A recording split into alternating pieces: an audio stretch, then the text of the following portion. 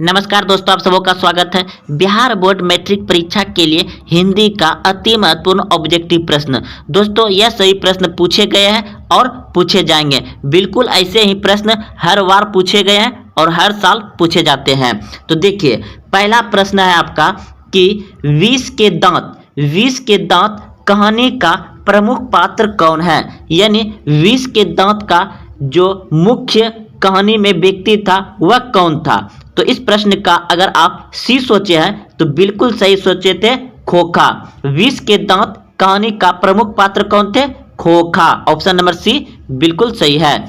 अगला प्रश्न है, झोपड़ी और महल की लड़ाई में अक्सर कौन जीतते हैं? तो ऑप्शन नंबर ए बिल्कुल सही है, महल वाले ही जीतेंगे। महल वाले जीतते हैं झोपड़ी और महल की लड़ाई में। तो चलते अगले प्रश्न की ओर। प्रश्न है आपका, विष के दांत कहानी के रचयिता कौन है? विष के दांत कहानी के रचयिता कौन है? तो आप सभी बिल्कुल सही सोच रहे हैं। ऑप्शन नंबर बी बिल्कुल सही है, ननिल बिलोचन शर्मा। अगला प्रश्न है, सीमा, रजनी, आलो, सेल्फी, आरती पांचों किसकी बहन थी? तो ऑप्शन नंबर डी बिल्कुल सही है, सेन साहब की थी पांचों बहन, सेन साहब की। अगला प्रश्न है आपका, अक्षरों की कहानी किसकी रचना है?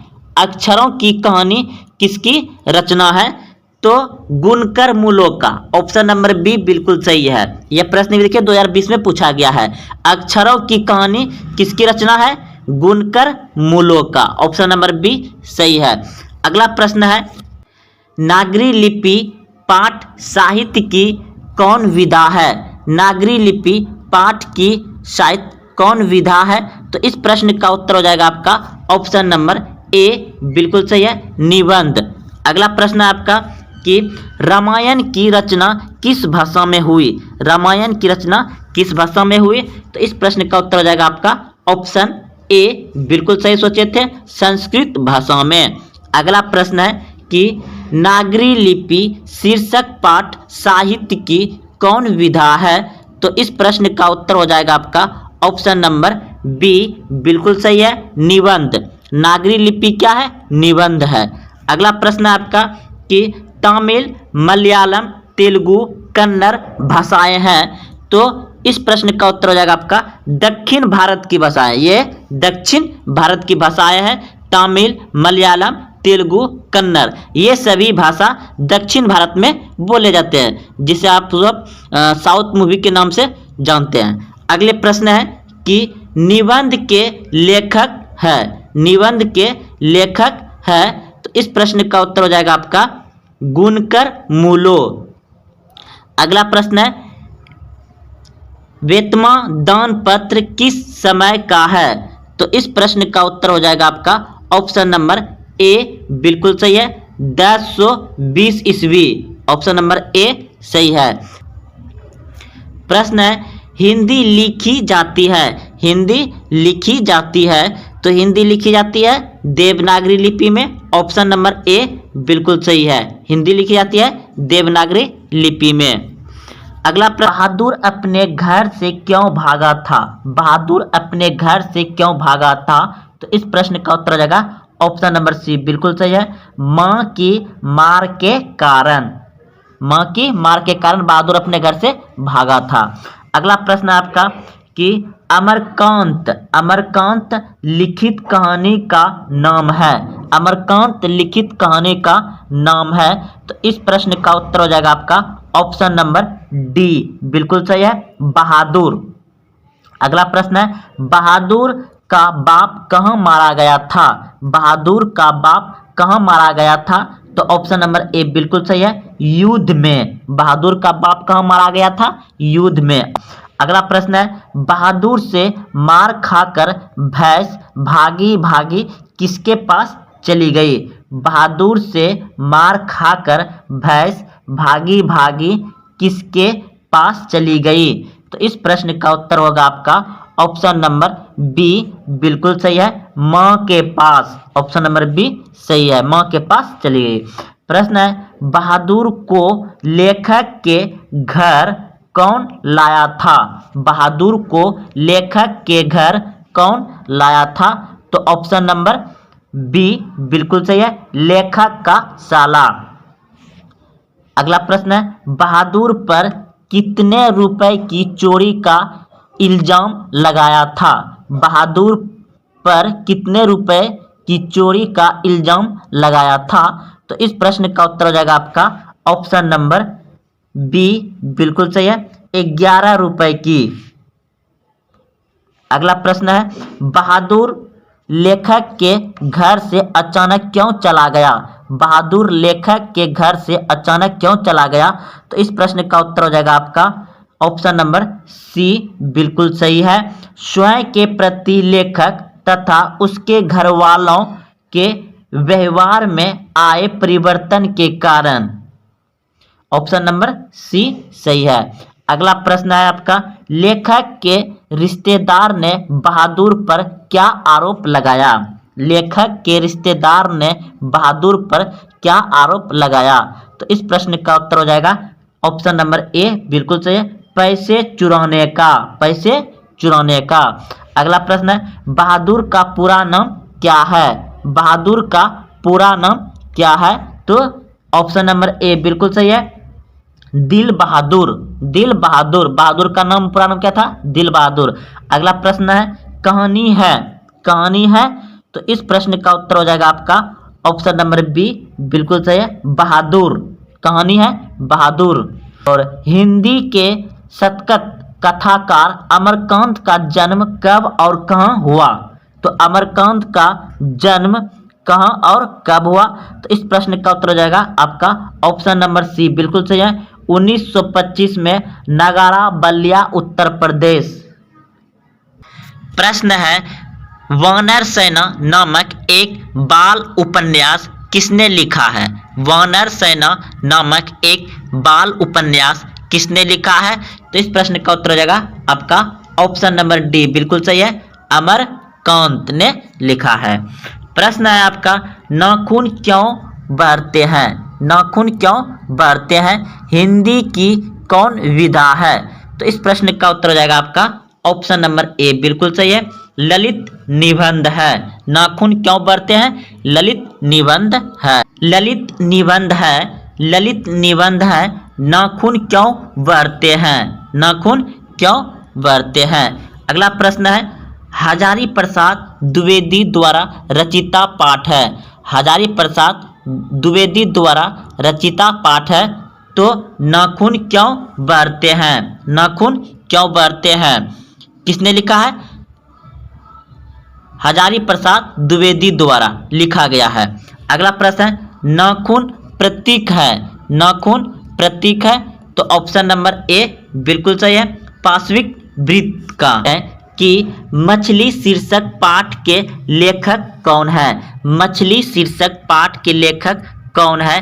तो इस प्रश्न का उत्तर हो जाएगा आपका ऑप्शन नंबर सी। अगर आप सोचे थे तो बिल्कुल सही सोचे थे, विनोद कुमार शुक्ल। अगला प्रश्न देखिए, मछली शीर्षक पाठ साहित्य की कौन विधा है? मछली शीर्षक पाठ साहित्य की कौन विधा है? तो इस प्रश्न का उत्तर हो जाएगा आपका ऑप्शन नंबर बी बिल्कुल सही है, कहानी है। मछली शीर्षक पाठ क्या है? कहानी है।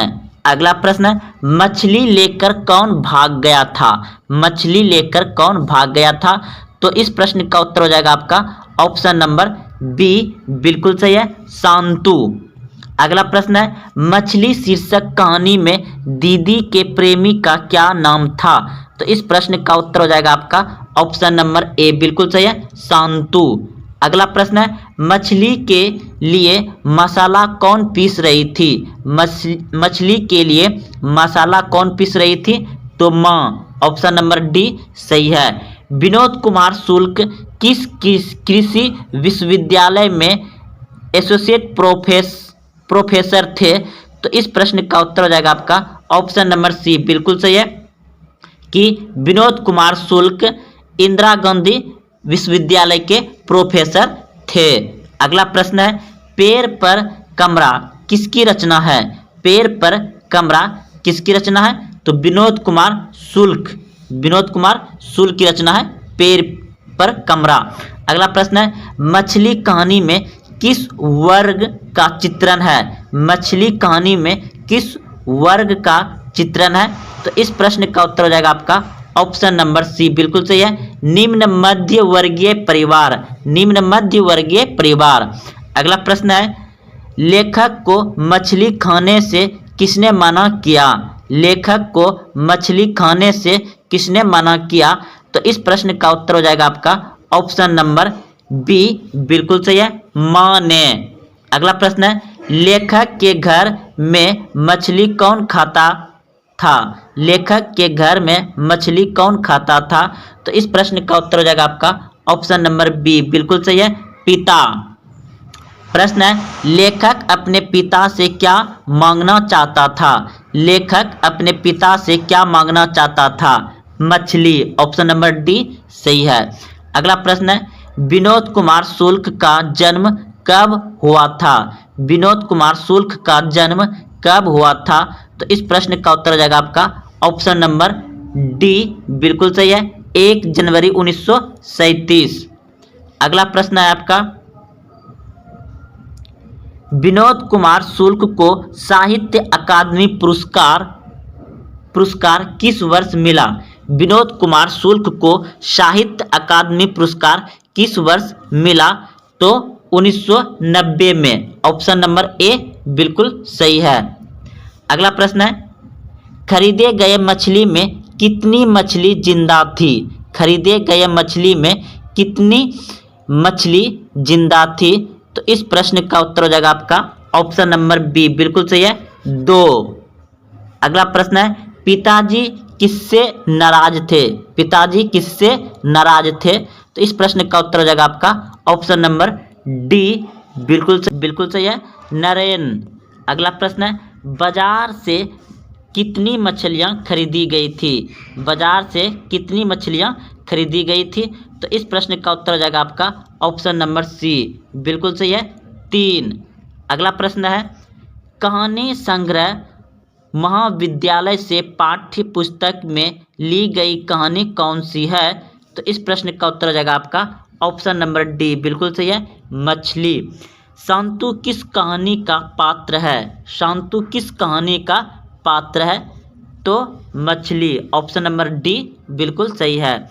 प्रश्न है मछली कौन काटता है? मछली कौन काटता है? तो इस प्रश्न का उत्तर हो जाएगा आपका ऑप्शन, तो इस प्रश्न का उत्तर हो जाएगा आपका ऑप्शन नंबर सी, बिल्कुल सही है, भांगू। प्रश्न है मछली शीर्षक के लेखक कौन है? मछली शीर्षक पाठक के लेखक कौन है? तो इस प्रश्न का उत्तर होगा आपका ऑप्शन नंबर सी, बिल्कुल सही है, विनोद कुमार शुक्ल। विनोद कुमार शुक्ल मछली शीर्षक पाठक के लेखक है। अगला प्रश्न देखिए, प्रश्न है मछली शीर्षक साहित्य की कौन विधा है? मछली शीर्षक साहित्य की कौन विधा है? तो इस प्रश्न का उत्तर होगा आपका ऑप्शन नंबर बी, बिल्कुल सही है, कहानी। अगला प्रश्न है मछली लेकर कौन भागा था? मछली लेकर कौन भागा था? तो संतु। मछली लेकर कौन भागा था? संतु। अगला प्रश्न है मछली शीर्षक कहानी में दीदी के प्रेमी का क्या नाम था? प्रश्न है मछली शीर्षक कहानी में दीदी के प्रेमी का क्या नाम था? तो इस प्रश्न का उत्तर होगा आपका ऑप्शन नंबर ए, बिल्कुल सही है, शांतु। संतु। तो अगले प्रश्न की ओर, प्रश्न है मछली के लिए मसाला कौन पीस रही थी? मछली के लिए मसाला कौन पीस रही थी? तो उत्तर होगा ऑप्शन नंबर डी, बिल्कुल सही है, माँ। अगला प्रश्न है आपका विनोद कुमार शुक्ल किस कृषि विश्वविद्यालय में प्रोफेसर थे? तो इंदिरा गांधी विश्वविद्यालय में प्रोफेसर थे विनोद कुमार शुक्ल। अगला प्रश्न है पेड़ पर कमरा किसकी रचना है? पेड़ पर कमरा किसकी रचना है? तो इस प्रश्न का उत्तर हो जाएगा Vinod Kumar Shukla, option number A बिल्कुल सही है। अगला प्रश्न है मछली कहानी में किस वर्ग का चित्रण है? मछली कहानी में किस वर्ग का चित्रण है? तो इस प्रश्न का उत्तर हो जाएगा निम्न मध्य वर्गीय परिवार। निम्न मध्य वर्गीय परिवार, ऑप्शन नंबर सी, निम्न मध्य वर्गीय परिवार की कहानी है। अगला प्रश्न है, लेखक को मछली खाने से किसने मना किया? लेखक को मछली खाने से किसने मना किया? तो इस प्रश्न का उत्तर होगा आपका ऑप्शन नंबर बी, बिल्कुल सही है, माँ ने। अगला प्रश्न है, लेखक के घर में मछली कौन खाता था? लेखक के घर में मछली कौन खाता था? तो इस प्रश्न का उत्तर होगा ऑप्शन नंबर बी, बिल्कुल सही है, पिता। पिता ने मछली खाता था। अगला प्रश्न है, लेखक अपने पिता से क्या मांगना चाहता था? प्रश्न है, लेखक अपने पिता से क्या मांगना चाहता था? तो इस प्रश्न का उत्तर हो जाएगा आपका ऑप्शन नंबर डी, बिल्कुल सही है, मछली मांगना चाहता था। अगला प्रश्न है, विनोद कुमार शुक्ल का जन्म कब हुआ था? विनोद कुमार शुक्ल का जन्म कब हुआ था? तो इस प्रश्न का उत्तर होगा ऑप्शन नंबर डी, बिल्कुल सही है, 1 जनवरी 1937 ईस्वी। 1 जनवरी 1937 ईस्वी को विनोद कुमार शुक्ल का जन्म हुआ था। अगला प्रश्न है, बिरजू महाराज की ख्याति किस रूप में है? तो इस प्रश्न का उत्तर हो जाएगा आपका ऑप्शन नंबर ए, बिल्कुल सही है, नर्तकी के रूप में है। अगला प्रश्न है कि हलकरों का अर्थ होता है? तो इस प्रश्न का उत्तर होगा आपका ऑप्शन नंबर बी, बिल्कुल सही है, संदेश वाहक। अगला प्रश्न है, पंडित बिरजू महाराज लखनऊ घराने की किस पीढ़ी के कलाकार है? तो इस प्रश्न का उत्तर हो जाएगा आपका 7वीं पीढ़ी, ऑप्शन नंबर बी, बिल्कुल सही है। अगले प्रश्न की ओर, प्रश्न है कि पंडित बिरजू महाराज साल के थे तभी उनके पिता का देहावसान हो गया। तो इस प्रश्न का उत्तर होगा आपका ऑप्शन नंबर ए, बिल्कुल सही है, 9.5 साल के उम्र में ही उसके पिता का देहांत हो गया, देहावसान हो गया। ऑप्शन नंबर ए, बिल्कुल सही है। अगला प्रश्न है, जीत जीत में निखारता हूँ पाठक की विधा है। जीत जीत में निखारता हूँ पाठक की विधा है। तो इस प्रश्न का उत्तर होगा आपका ऑप्शन नंबर ए, बिल्कुल सही है, साक्षात्कार। अगला प्रश्न है, बिरजू महाराज खुद को किसका शागिर्द मानते थे? तो इस प्रश्न का उत्तर होगा ऑप्शन नंबर ए, बिल्कुल सही है, पिता का। अगला प्रश्न है, पंडित बिरजू महाराज का जन्म कहाँ हुआ था? पंडित बिरजू महाराज का जन्म कहाँ हुआ था? तो इस प्रश्न का उत्तर होगा ऑप्शन नंबर बी, बिल्कुल सही है, लखनऊ में। अगला प्रश्न है, पंडित बिरजू महाराज का जन्म कब हुआ था? पंडित बिरजू महाराज का जन्म कब हुआ था?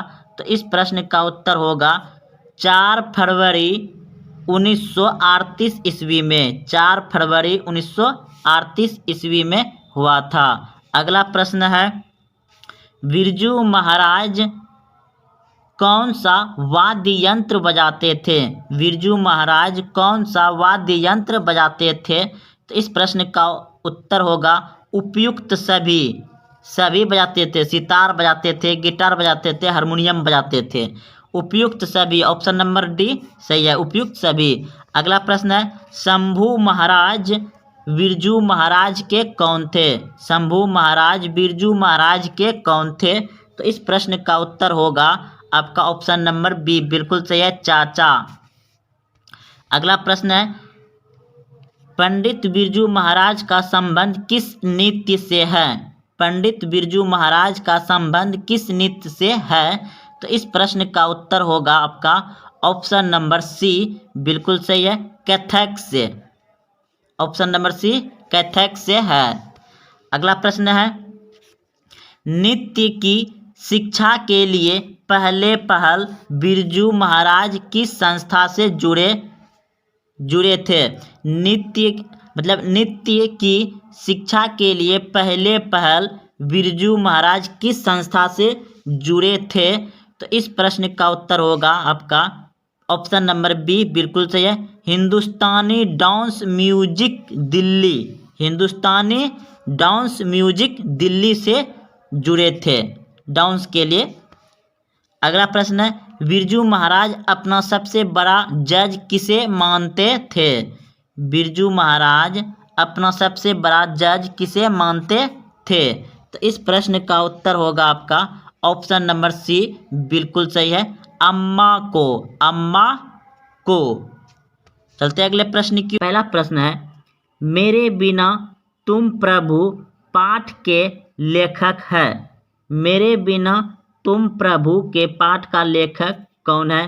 तो इस प्रश्न का उत्तर हो जाए आपका रेनर मारिया। ऑप्शन नंबर डी बिल्कुल सही है, रेनर मारिया। अगले प्रश्न की ओर। प्रश्न है, ननकाना साहब कहाँ है। ननकाना साहब कहाँ है। तो इस प्रश्न का उत्तर होगा आपका ऑप्शन नंबर बी बिल्कुल सही है, पाकिस्तान में है। ननकाना साहब कहाँ है, पाकिस्तान में। अगला प्रश्न है, जन्म मरण में कौन सा समास है। द्वंद्व समास है। ऑप्शन नंबर ए बिल्कुल सही है। अगले प्रश्न की ओर। निम्नलिखित में से संज्ञा का शब्द है। निम्नलिखित में से संज्ञा का शब्द है। तो इस प्रश्न का उत्तर होगा आपका ऑप्शन नंबर बी बिल्कुल सही है, व्यक्तिवाचक। अगला प्रश्न है, राष्ट्र कवि दिनकर को सम्मानित किया गया था। राष्ट्र कवि दिनकर को सम्मानित किया गया था। तो इस प्रश्न का उत्तर हो जाएगा उपयुक्त सभी। इसमें जो है कि राष्ट्र कवि दिनकर को पद्म विभूषण से सम्मानित किया गया है, ज्ञानपीठ पुरस्कार से सम्मानित किया गया है, साहित्य अकादमी से पुरस्कारित किया गया है। तो उपयुक्त सभी इसका उत्तर होगा, सभी। अगले प्रश्न की ओर। प्रश्न है, आधुनिक सभ्य समाज श्रम विभाजन को आवश्यक क्यों माना जाता है। आधुनिक सभ्य समाज श्रम विभाजन को आवश्यक क्यों माना जाता है। तो इस प्रश्न का उत्तर होगा आपका ऑप्शन नंबर ए बिल्कुल सही है, कार्यकुशलता के लिए। कार्यकुशलता के लिए। अगला प्रश्न देखिए, सेन साहब की कार की कीमत है। सेन साहब की कार की कीमत है।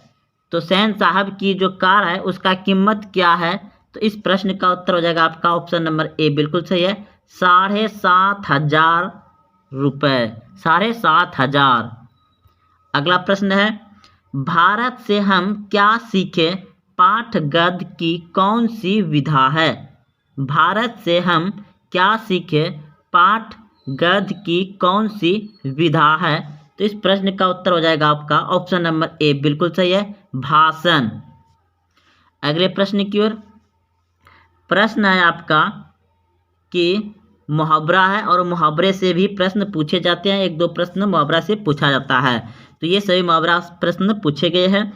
तो प्रश्न है, हाथ खाली होना मुहावरे का अर्थ है। हाथ खाली हो जाना यानी पास पैसा नहीं है। ऑप्शन नंबर सी बिल्कुल सही है, पास पैसा ना होना, हाथ खाली होना। अगले प्रश्न की ओर।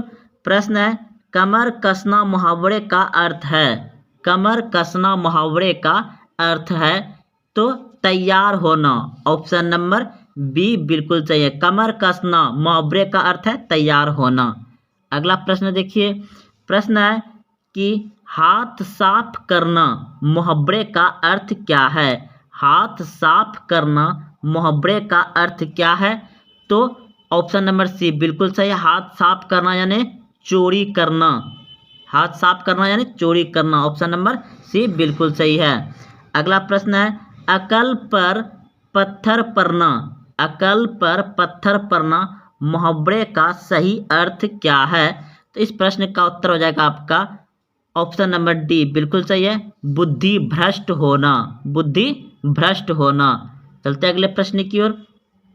प्रश्न है, अनुराग में कौन सा उपसर्ग है? अनुराग में कौन सा उपसर्ग है? तो इस प्रश्न का उत्तर हो जाएगा आपका ऑप्शन नंबर ए, बिल्कुल सही है, अनु। अनुराग में कौन सा उपसर्ग है? अनु। ऑप्शन नंबर ए सही है।